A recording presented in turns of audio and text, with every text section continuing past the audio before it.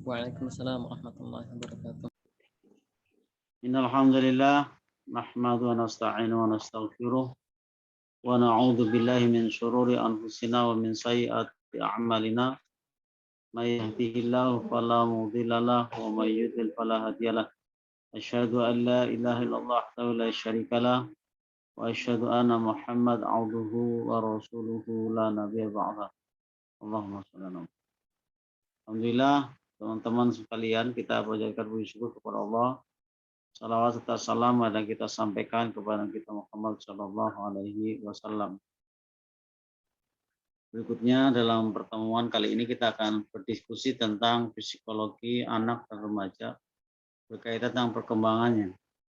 Baik, silakan teman-teman yang mau memberikan wacana tentang psikologi, silakan bergantian. Siapa dulu nih?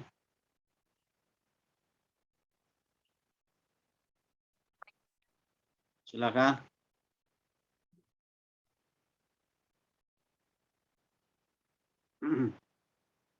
Ya, Assalamualaikum. Ada yang bisa masuk? Silakan.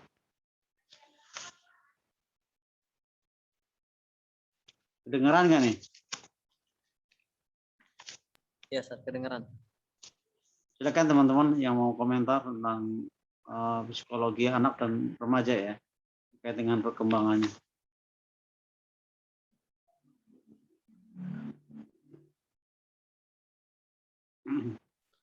Baik, kalau kita cermati tentang perkembangan anak ya, kita dari anak dulu. Usia awal masa kanak-kanak ya, atau usia sebelum sekolah, masa-masa bermain.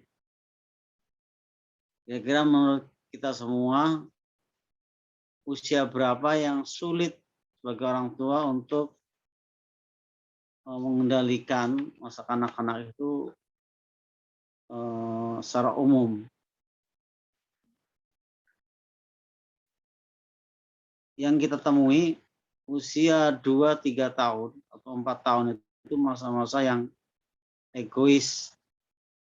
Jadi anak memandang kepada dirinya. Ketika ada anak yang sama seusia 3 atau 4 tahun, itu dia akan sering berbenturan. Ketika A mengatakan ini adalah meja saya, padahal sebenarnya meja orang, tapi dianggap mejanya. Kemudian B datang juga, ini meja saya. Maka terjadi perselisihan. Dipahami oleh orang yang tidak paham dengan perkembangan anak, ini disebut anak yang nakal. Ya, padahal anak usia 3-4 tahun adalah masa-masa berkembang dan muncul rasa egonya. Ya, usia anak 3-4 tahun. Kemudian umur 7 tahun, 6-7 tahun, itu udah mulai banyak berinteraksi dengan teman-temannya.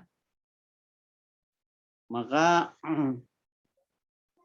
anak yang tadinya fokus kepada orang tuanya, dia sekarang guru dan pembimbing lainnya itu menjadi pusat perhatiannya. Maka ada umur usia kelas 1-2 tahun, kelas 1-2 SD itu selalu gurunya yang diperhatikan. Bahkan ketika terjadi perbedaan pendapat dengan orang tuanya, maka dia akan menjadikan guru sebagai rujukannya. Itu usia 6-7 tahun. Kemudian usia kelas 4, ya, kelas 1, 2, 3 mungkin hampir sama. Kalau kelas 4, 5 udah mulai dia berkelompok, senang dengan kelompoknya. Maka kadang-kadang kita sebagai orang tua atau guru ya, akan melihat bahwa anak-anak lebih mendengar kepada teman-temannya atau anak yang paling dituakan.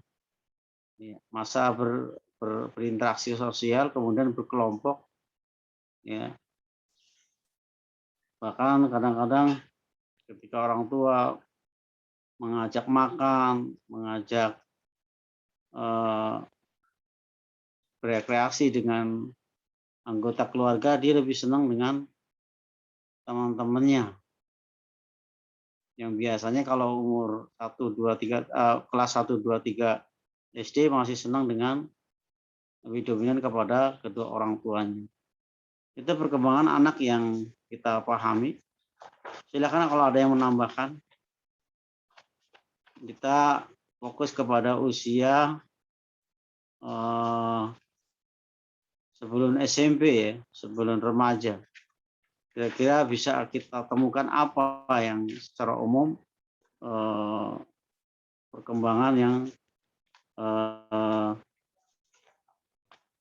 dialami oleh anak. Silakan teman-teman.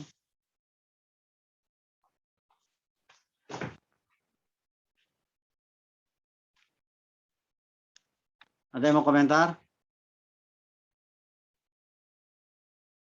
Kemudian masa kanak-kanak ini ya sekitar berakhir ketika umur 13 sampai 14 tahun. Ya, ketika masa disebut dengan masa balik ya.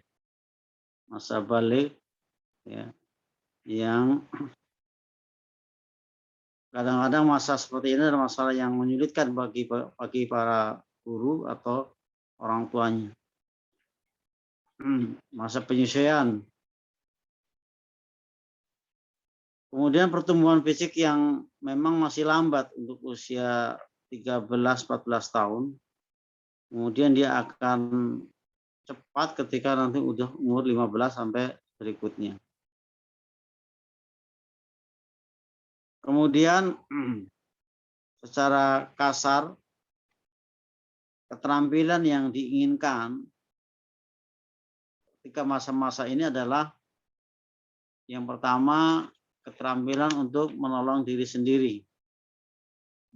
Seperti dibiasakan dengan ya,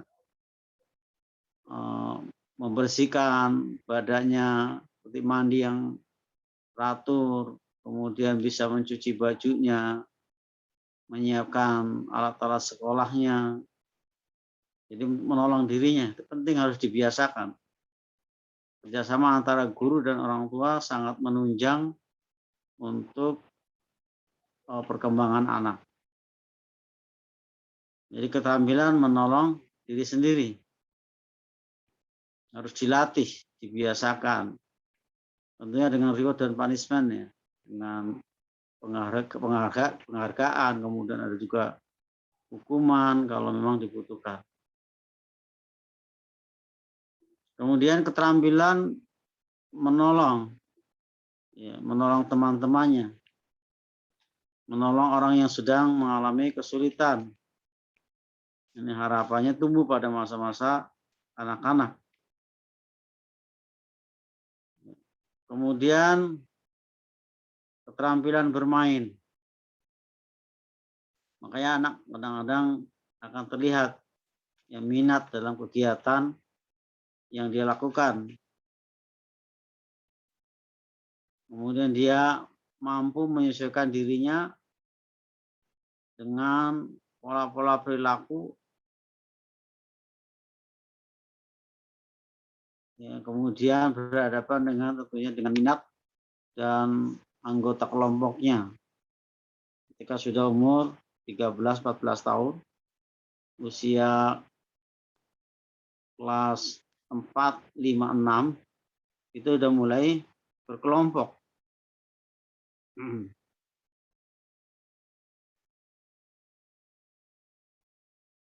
Ya silakan kalau ada yang mau komentari tentang masa kanak-kanak dan akhir masa kanak-kanak, teman-teman.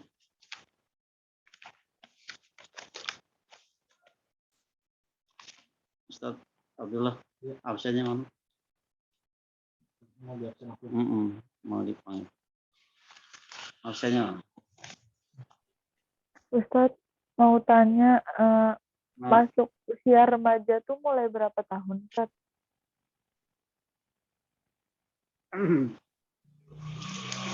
usia akhir anak-anak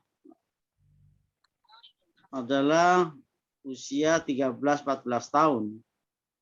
Berarti untuk masuk masa remaja adalah masa umur sekitar 15 tahun. Ini perkiraannya. Antara umur 15 tahun sampai umur 16 tahun.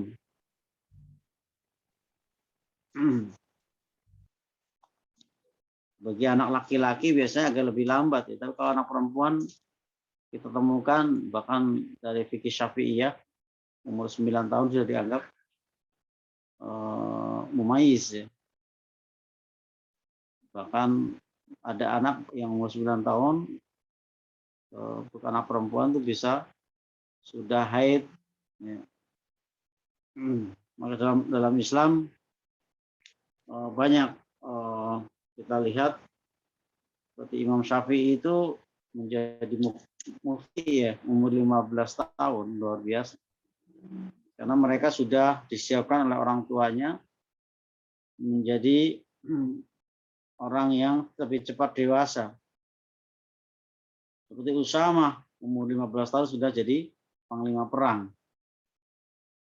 Makanya sebenarnya kalau pendidikan Islam itu adalah pendidikan yang bisa mempercepat pendewasaan. Ya. Maka pilihan kurikulum pendidikan itu sangat penting. Soal bagaimana kita menjaga fitrah daripada manusia ini agar menjadi manusia yang paripurna. Ketika kurikulumnya sudah mulai bergeser dengan selain Islam, ini akan sebenarnya manusia akan mengalami kerusakan. Makanya pendidikan Islam sangat penting untuk mempercepat dan menyempurnakan jati diri manusia. Ya, menggunakan kurikulum yang sudah jelas yang Allah turunkan, yaitu Al-Quran dan As-Sunnah. Baik, Huzaifah silakan. Ada Huzaifah ada? Huzaifah ada? Abdul Halim?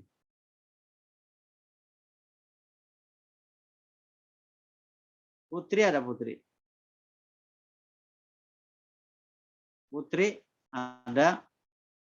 Hadir, Ustaz. Silakan Putri, sampaikan tentang yang kamu ketahui tentang psikologi anak dan remaja. Silakan Put.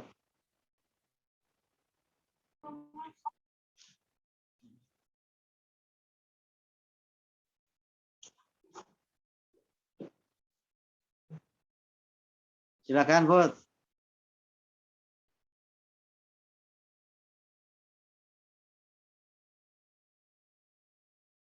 Putri udah baca belum atau sudah lihat video tentang psikologi remaja dan anak-anak? Belum, Ustaz. Belum ya. Yuke ada? Yuke ada?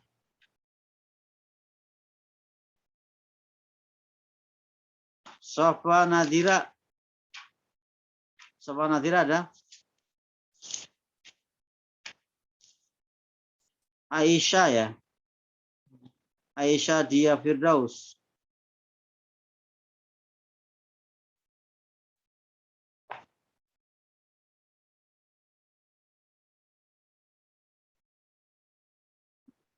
Ini siapa? Nomor 1. Nomor 7. Ya,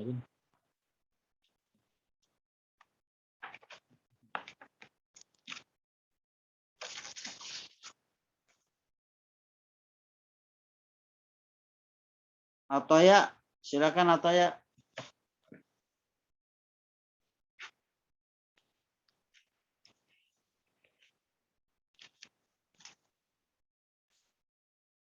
Atau ya ada? Belum baca Ustadz. Belum baca. Muhammad Faruk? Ya sambil jalan ya. Tentang remaja yang diperkirakan umur 15 tahun ya, 15 tahun itu merupakan periode yang sangat penting.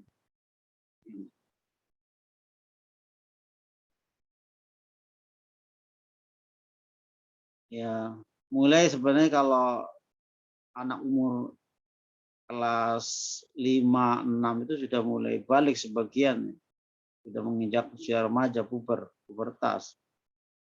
Sampai nanti 16 tahun. Ya, itu anak mengalami pertumbuhan dan perkembangan yang sangat pesat. Ya. Sangat cepat. Kemudian kita lihat banyak peralihan, periode peralihan.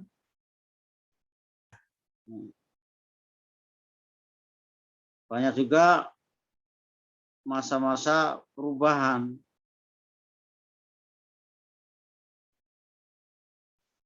Kemudian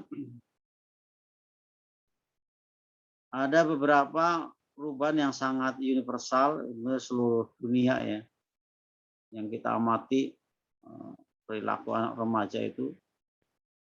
Yang pertama itu meningginya emosi yang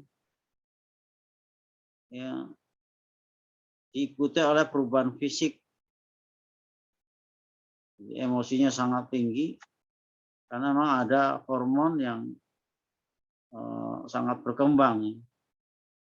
Dilihat dari perubahan fisiknya juga semakin muncul.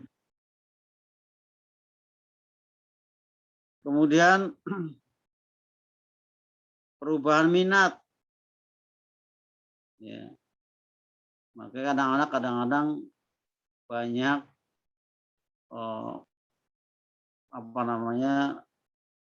minat yang berubah-ubah. Pertama pengen ini, yang kedua pengen itu dan sebagainya. Pengen jadi polisi, pengen jadi tentara, kemudian pengen jadi dokter. Hobinya juga begitu. Jadi perubahan minat yang berubah-ubah. Kemudian ada perubahan perilaku yang berubah-ubah juga.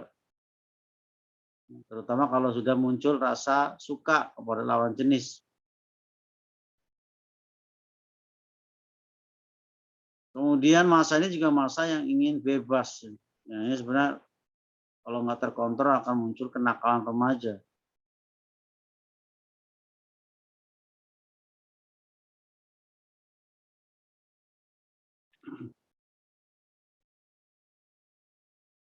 Kemudian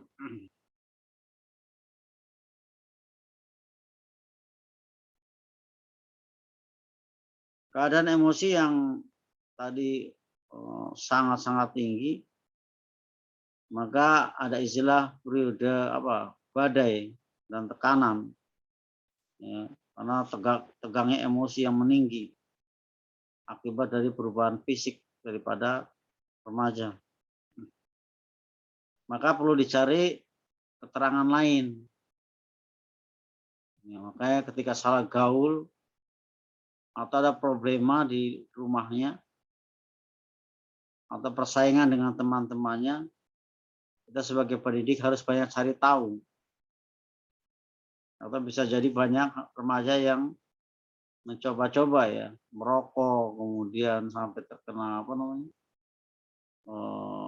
narkoba, naudzubillah, atau pergaulan bebas. Ini harus betul-betul kita harus banyak mencari tahu tentang anak-anak remaja atau anak kita atau anak didik kita, sehingga kita nanti tidak salah memberikan obat solusi untuk anak yang mengalami gangguan. Kemudian minat remaja yang tumbuh, ada minat rekreasi, ada permainan, olahraga, keinginan untuk bersantai, bepergian, menonton, membaca, bahkan ada yang senang melamun pada usia-usia remaja ini. Kemudian ada minat sosial yang kita lihat kadang-kadang ya, muncul sifat yang negatif sampai terjerumus kepada minum-minuman keras karena ingin mencoba. Kemudian mencoba obat-obat terlarang, percakapan yang kadang-kadang sangat tidak bagus di usia-usia remaja, banyak mencoba.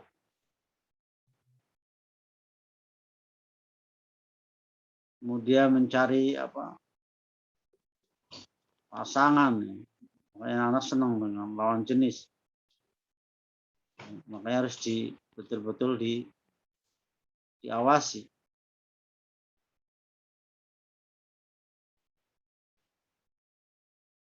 Sehingga perlu juga ada pendekatan yang lentur.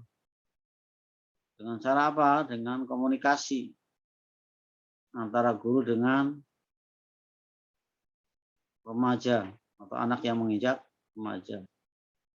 Sehingga dimungkinkan adanya perbaikan. Jangan perubahan standar yang baik, standar moral yang baik. Kemudian ya, bisa menguntungkan anggota keluarga, kelompok, dan masyarakat secara keseluruhan. Kemudian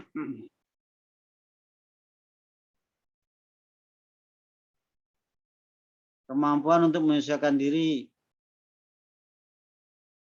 dengan standar sosial dan ideal yang diinternalisasi lebih untuk menghindari hukuman.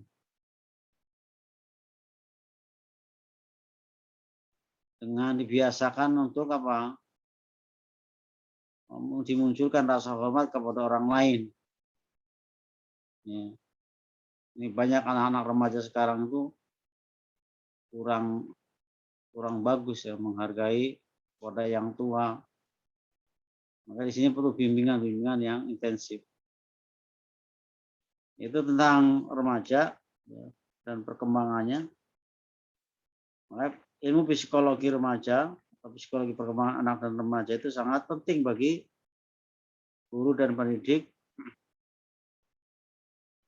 Karena logos artinya psikologis merupakan ilmu yang berkaitan tentang perilaku, tentang jiwa manusia. Maka hendaknya seorang pendidik harus banyak tahu tentang ilmu psikologi ini. Itu yang sebagai prolog ya untuk kita diskusikan. Silakan teman-teman yang mau menambahkan.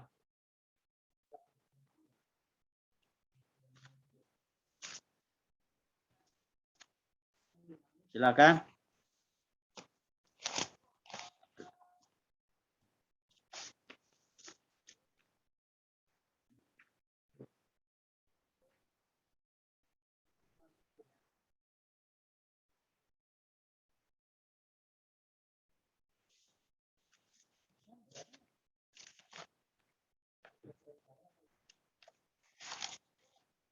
Agustina silakan. Agustina ada?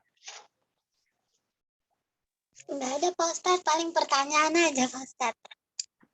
Enggak, Agustina ada komentar enggak? Nggak ada Pak Ustadz. Pertanyaannya apa itu? Pertanyaannya ada dua Pak Ustadz. Bagaimana cara menghadapi anak yang di dalam rumah itu perilakunya beda sama di luar? Terus kedua, bagaimana menghadapi anak yang suka berbagi Ustadz? Jadi kalau punya apa-apa dikit-dikit berbagi gitu Ustadz. Suka memberi ya? Iya Ustadz. Untuk anak yang pertama jenisnya memiliki karakter perilaku di dalam dan di luar ya berbeda. Memang secara umum begitu. Ada anak-anak yang di dalam kelihatan manis itu ya, Tapi begitu di luar garang. Ya Ustadz. Ya. Kenapa di dalam rumah manis kelihatannya pendiam? Karena mungkin dia segan dengan orang tuanya mungkin galak dan sebagainya. Di sini perlu dibuka komunikasi antara anak dan orang tua ya. Makanya bimbingan itu tidak sekedar kepada anaknya, juga bimbingan kepada orang tuanya. Membuka komunikasi dua arah antara guru sebagai pembimbing dan anak sebagai murid juga kepada orang tuanya. Makanya pendidikan yang baik tidak sekedar anaknya tapi juga melibatkan orang tuanya. Jadi kurang komunikasi sehingga apa? Beda antara di dalam dan di luar sekolah atau di luar rumah maksudnya. Kemudian ya perlu pendekatan tadi. Pendekatan yang intensif, dicari penyebab-penyebab lain, informasi dari teman-temannya.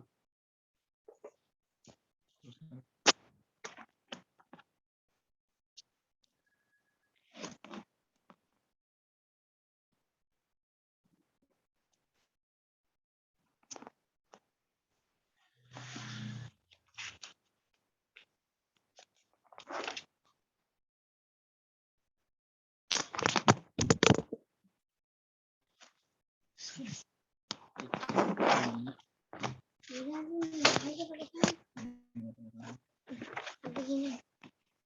Ya. Pegangin ya.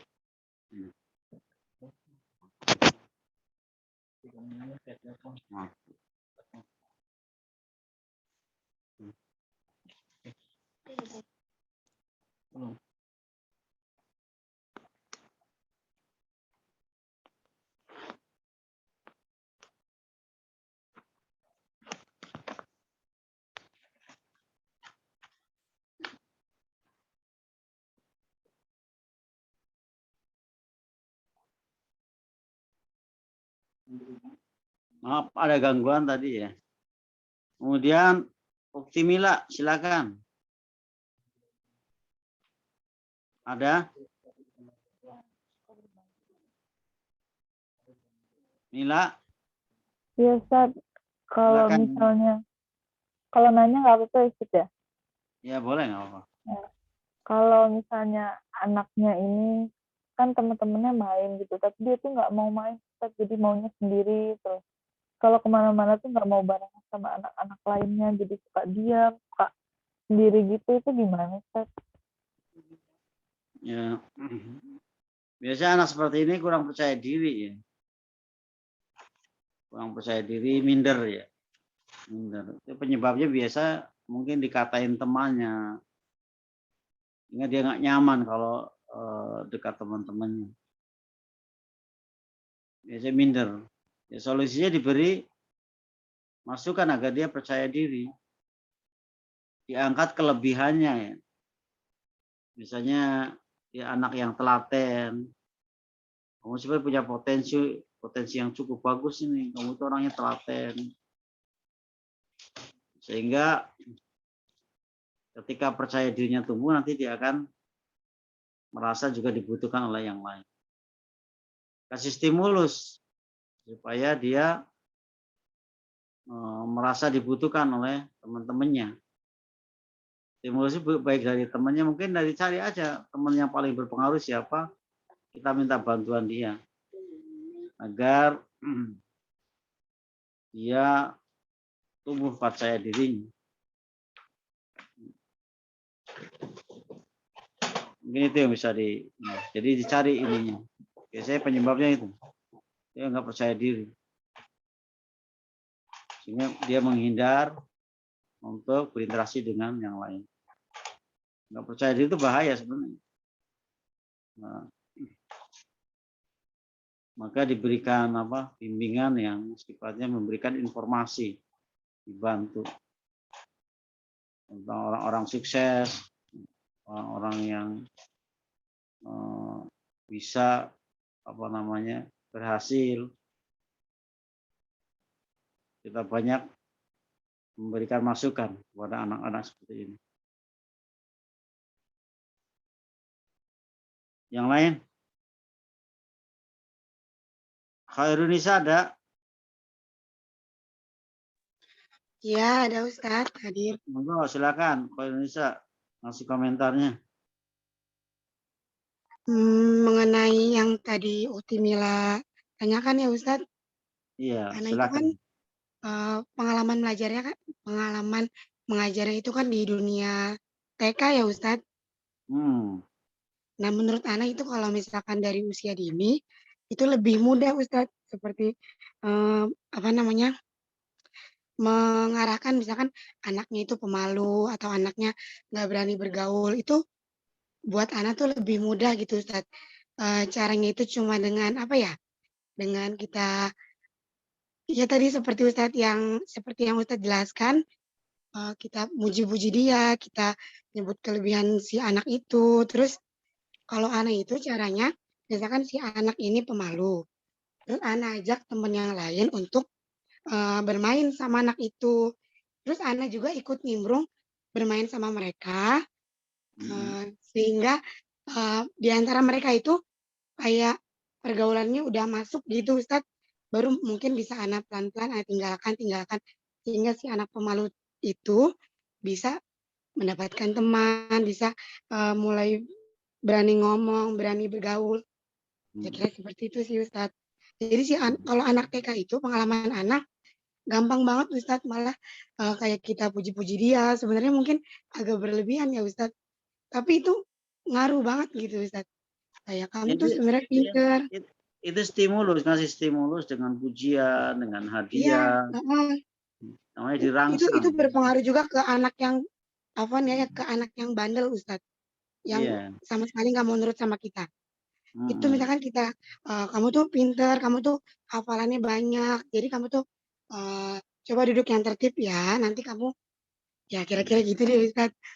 Maksudnya itu nyata gitu maksudnya di hadapan anak gitu.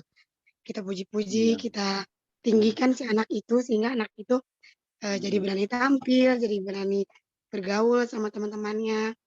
Jadi tadinya misalkan dia di kelas A dia pemalu, di kelas B udah deh Ustadz, kayak dia jadi yang paling berisik, jadi yang paling sering ngoceh, kayak gitu deh Ustadz. Mulai tumbuh percaya dirinya. Ya. Mungkin harus dikembangkan sejak usia dini gitu Ustadz. Terus anak pernah dengar juga, pernah ikut seminar bahwa merubah sikap anak itu orang tua itu harus bersabar sampai si anak itu umur 7 tahun Ustadz. Nah, jika si anak sikapnya misalkan tadinya dia pemalu, kemudian dia berani bergaul, di umur 7 tahun itu dia sudah berubah sikapnya, insya Allah umur 8 sampai dia tumbuh besar itu sikapnya sudah disetting gitu, sudah tersetting dari semenjak umur 8 tahun tersebut. Jadi sebenarnya gampang gitu Ustadz, pendidikannya hanya orang tua harus bersabar mendidik si anak dari umur 1 tahun sampai umur 7 tahun saja Ustadz sebenarnya. Nah, seterusnya itu anak akan berkembang dengan sendirinya begitu Ustadz. Bagus ya. Nah, itu bagus. Dari Nurul ya, Nurul Khairat. Kemudian Refliana, ada Refliana? Refliana ada? Ada Refliana? Nggak ada. Muhammad Riza ada nggak? Muhammad Riza?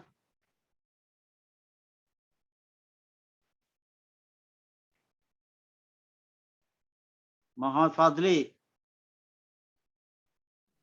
Ya, bismillah. Mungkin anak komentari berkaitan dengan perbedaan antara psikologi remaja dan anak-anak nih, Ustaz ya. Jadi seperti yang kita dapat bahwasanya tadi saudari Khairunisa mengatakan memang untuk posisi anak-anak itu sangat mudah untuk diarahkan, sangat mudah untuk diarahkan, kemudian dibimbing, tinggal kitanya saja untuk membimbingnya mau sabar atau tidak. Jadi nggak harus dengan cara marah-marah, atau bisa juga diganti dengan cara bermain, karena anak-anak sini apa namanya psikologinya masih bermain gitu, atau dengan candaan misalkan begitu. Kemudian untuk yang remaja, nah ini remaja mungkin agak sulit saatnya karena sudah apa namanya muncul ingin mengenal dirinya, jati dirinya, kemudian sudah mengenal lawan jenis misalkan. Kalau kita misalkan arahkan memang rada sulit gitu. Mungkin caranya kalau untuk yang remaja itu bisa dengan diskusi bareng, kemudian tanya jawab gitu. Tidak bisa langsung dimarah-marahin gitu. Kalau misalnya kita marah-marahin, bisa jadi kita dibentak balik gitu. Gitu untuk yang remaja dan apa namanya yang anak-anak gitu. Wallahu a'lam. Ya bagus ya dari Muhammad Fadli, syukron. Tadi mengingatkan kembali bahwa usia kanak-kanak ya, itu memang lebih dominan kalau sebelum sekolah, prasekolah itu perlu pembiasaan yang rutin oleh orang tuanya, seperti untuk apa namanya disiplin, ya, mengikuti tata tertib di rumah itu akan membantu. Jadi pembentukan karakter memang banyak usia prasekolah itu di rumah. Tapi nanti ketika sudah sekolah, dia udah mulai pengaruh dari teman dan gurunya sudah mulai apa namanya masuk. Ya, klimaksnya nanti ketika umur remaja. Umur remaja itu udah mulai teman-temannya yang diperhatikan. Jadi pengaruhnya itu cukup besar ke teman-temannya dan dia akan dipengaruhi temannya juga. Makanya pendidikan itu tidak sekedar di rumah atau di sekolah, tapi juga adalah teman-temannya. Kemudian masyarakat. Karena masa remaja itu masa yang juga dia merasakan bahwa hak dia ingin disamakan dengan orang dewasa. Usia remaja itu dia menginginkan seperti itu. Bahwa dirinya sudah punya hak yang sama dengan orang dewasa. Maka tiga fase ya, sebelum sekolah, kemudian masa sekolah SD, kemudian SMP, SMA, masa remaja, itu pendekatannya juga variatif. Untuk usia dini tadi, lebih kepada pembiasaan di rumah, kemudian usia SD sudah mulai berinteraksi dengan sekolah dan teman-temannya, kemudian klimaksnya usia remaja, itu lebih banyak dominan teman-temannya, teman dan guru tentunya. Silakan yang lain, Widiantari ya. Silakan. Ada Widiantari? Sekarang dikasih nilai ini teman-teman. Umiyati ada Umiyati? Hadir Ustadz. Ya, silakan Umiyati. Nah Ustadz, Anda menambahkan sedikit aja. Manusia merupakan totalitas, yaitu kesatuan, sehingga akan ditemui kaitan erat antara perkembangan aspek fisik motorik, mental, emosi, dan sosial.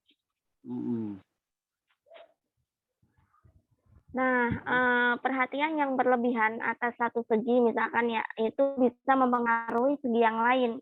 Contohnya misalkan orang tua terlalu mengutamakan segi mental tentang kecerdasan. Nah, itu bisa menyebabkan anak dibesarkan dalam suasana yang penuh dengan aturan-aturan, kemudian tuntutan-tuntutan atau kegiatan yang semuanya ditujukan untuk keberhasilan intelektual.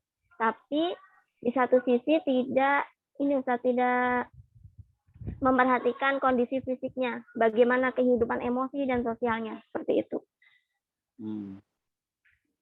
Ya, bagus ya. Jadi memang pendidikan itu tidak sekedar dari sisi kognitif ya, tapi juga ada afektif, sikap, kemudian juga psikomotorik, jadi perilaku.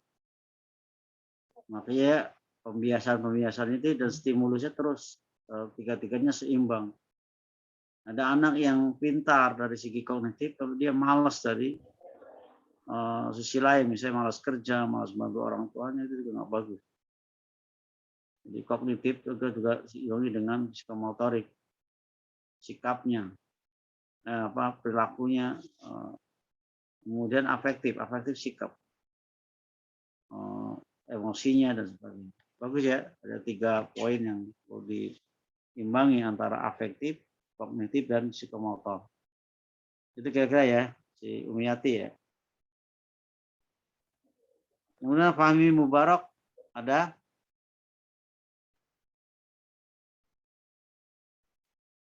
Nurul Hidayah, ada nggak? Nurul Hidayah. Nurul Hidayah? Ada? Muhammad Syahid? Muhammad Syahid ada?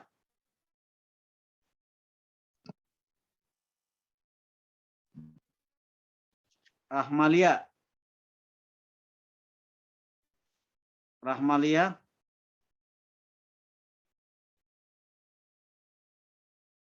Ini berapa orang yang hadir nih teman-teman? 20 orang, Ustaz. 20 orang. Iya. Iya. Dari Huzaifah dulu coba. Huzaifah ada tadi masuk nggak Huzaifah? Tidak masuk, Ustaz. Tidak ada. Masuk. Tidak ada, Ustaz. Muhammadul Abdul Halim? Tidak ada juga, Ustaz, tidak hadir. Putri? Putri nggak ada? Yuke Pitoloka ada? Sofa ada? Sofa Nadiro? Aisyah?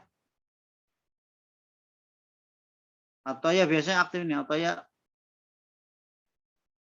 ya mana? Ada? Hadir, Ustaz. Silakan atau ya tambahin.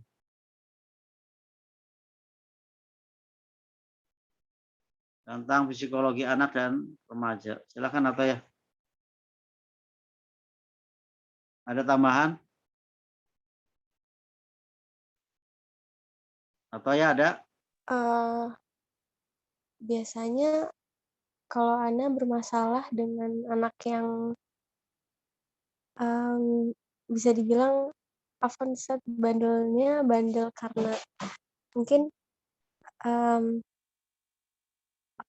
latar belakang keluarganya kurang baik, jadi dia suka berlebihan dengan kalau misalnya senang berlebihan, kalau misalnya nggak suka berlebihan sampai yang teriak gitu mungkin bisa jadi. Kadang Ana suka kaget juga, suka bingung handle-nya gitu, Ustaz. Di Kira-kira pesantren? kenapa, Ustaz? Di pesantren apa di sekolah? Sekolah biasa, mungkin karena sekolah biasa juga, Ustaz. Jadi sekolah Islam tapi Pulang pergi? iya, seperti itu. Remaja SMP, SD? Masih SD, Ustaz. Iya. Gitu. Ini Ini juga suka bingung, Ustaz, gimana cara handle. teman-teman sekalian, bahwa ini ada faktor X yang harus kita juga pelajari. Kadang-kadang ada beberapa anak yang mengalami gangguan. Gangguan ini kadang-kadang gangguan psikologi juga ada gangguan faktor X ya. Kayak gangguan jin itu juga harus jadi kajian juga bagi seorang guru. Kalau ada anak yang meledak-ledak ya mungkin kita nggak tahu sumbernya dari mana. Makanya faktor lain tadi harus dipelajari secara detail. Ya. Karena kalau psikologi sekuler ya dia melupakan itu. Padahal kenyataannya memang pengaruh setan luar biasa. Makanya diberi pemahaman kepada anak, ya pembekalan iman. Ya, pembekalan iman. Karena ini paling efektif. Supaya anak berubah. Bahkan ada satu pondok yang kalau anak yang madar itu pendekatannya dibiasakan untuk meruqyah. muka sendiri. Jadi coba diajarin surat-surat yang berkaitan tentang bahayanya emosi, seperti kajian surat Al-Falaq ya. Ada pelajaran tafsir kan ya? Itu disampaikan surat Al-Falaq itu sangat luar biasa. Jadi kita komprehensif penanganannya. Kemudian tadi dengan pendekatan ya, pengetahuan tentang bagaimana supaya dia percaya diri, keterampilan hidup juga itu juga bisa meningkatkan percaya diri. Jadi kalau kenakalan di nakal tadi, teriak-teriak dan sebagainya, coba diobservasi. Mungkin pembawaan dari rumah tadi sudah kita diskusikan, pembiasaan, atau mungkin ada faktor X tadi. Ya, dipelajari secara detail. Bagus ya, apa ya? Ikran. Muhammad Faruk, ada?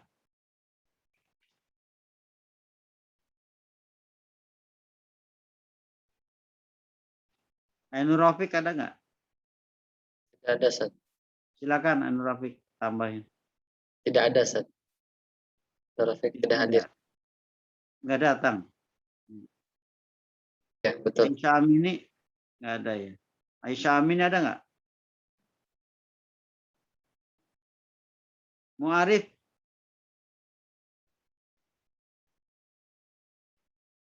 Muarif ada? Kemudian Zupan ya. Zupan. Coba. Zupan siapa nih?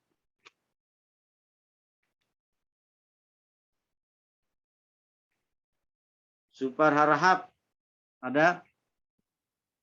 Muhammad Furqan? Jafari Ustaz itu Ustaz. Oh, Jafari. Jafari Harahap. Iya Ustaz. Fadal ah. Iya.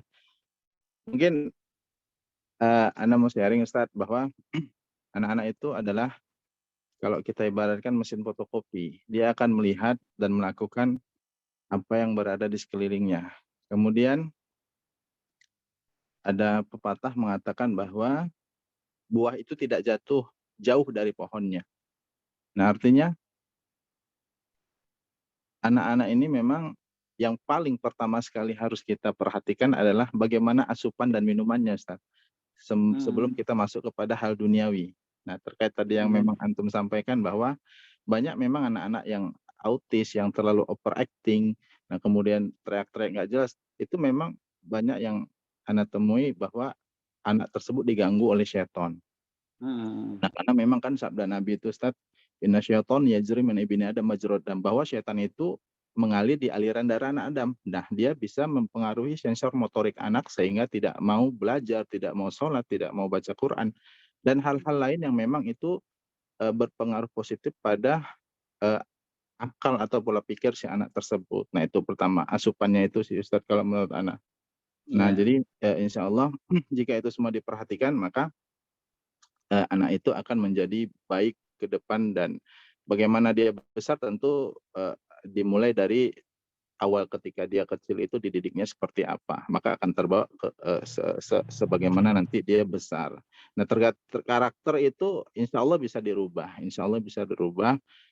atas izin Allah. Hanya saja memang kita sebagai orang tua harus sabar, harus memberikan contoh yang baik di depan anak, tidak dibentak, kemudian tidak sehingga psikologisnya tidak terganggu seperti itu Ustaz. Yang paling penting dasarnya itu insya Allah kalau asupannya sudah halal, sudah barokah, sudah thayyib, insya Allah anak itu mudah diarahkan. Dan pengaruh lingkungan itu sangat penting Ustaz, sehingga bisa mempengaruhi cara pandang dan juga berpikir si anak tersebut.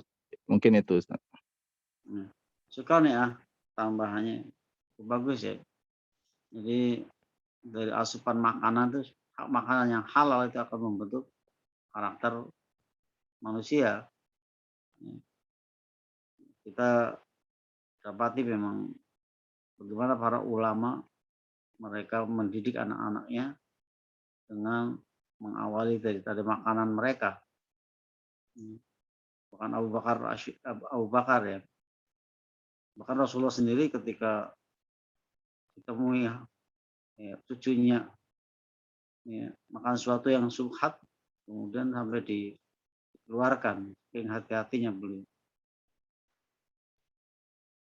Secara umum gitu, jadi makanan itu sangat berpengaruh dalam apa namanya membentuk kepribadian anak. Bagus ya tambahannya. Muhammad Furqan silakan. Hadir Ustaz. Silakan tambahannya. Menambahkan sedikit ya mengenai perkembangan psikologi anak dan remaja, bahwa di sini kita perlu garis bawahi peranan orang tua itu sangat penting, terutama dalam kehidupan perkembangan psikologi atau emosi remaja dan anak. Maka perlu dibangun hubungan yang emosional antara orang tua dengan anak itu dengan baik. Salah satunya menjaga komunikasi dengan anak atau remaja. Walaupun kita ketahui anak atau remaja itu, walaupun tidak semua ya, jadi ada sebagian remaja itu tidak tidak acuh ya, acuh tak acuh terhadap orang tuanya, karena mereka merasa sudah cukup besar, jadi tidak perlu bantuan orang tua lagi. Itu saja diantaranya. Ya, syukur ya. Bagus ya. Jadi merasa tadi bahwa hak dia itu sama dengan orang dewasa. Dia tidak mau lagi dikatakan anak-anak. Ya, perlu dibangun komunikasi. Bagus ya. Ayas ada? Ayas. Ayas ada? Ada Ustaz. Silakan komentarnya Ayas. Sebenarnya udah dari yang tadi mungkin cuman ngulangin tadi Ustaz. Jadi menurut saya juga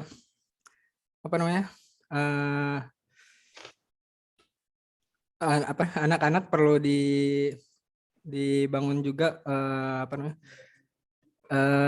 komunikasinya Ustaz.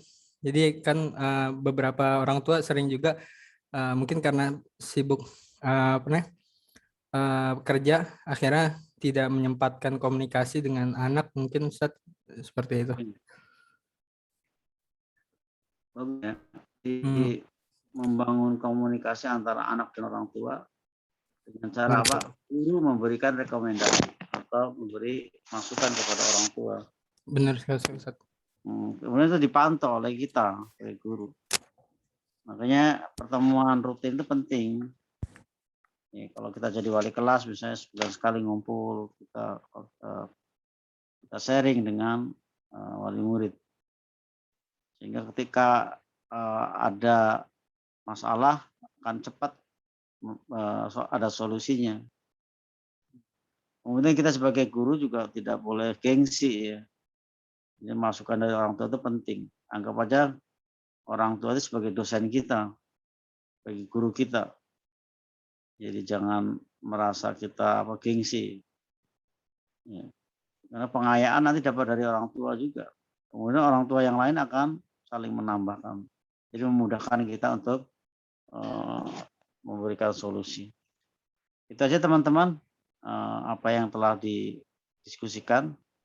Minggu depan kita akan diskusi tentang manajemen kepala sekolah atau manajemen kepala sekolah atau sekolah, supaya nanti teman-teman menyiapkan bahan diskusinya. Nanti tolong ketua kelas di-share ini absennya. Ya dari saya, mohon maaf kalau ada kekurangan. Doa kafaratul majelis. Assalamualaikum warahmatullahi wabarakatuh. Nanti dilanjutkan dengan absen ya.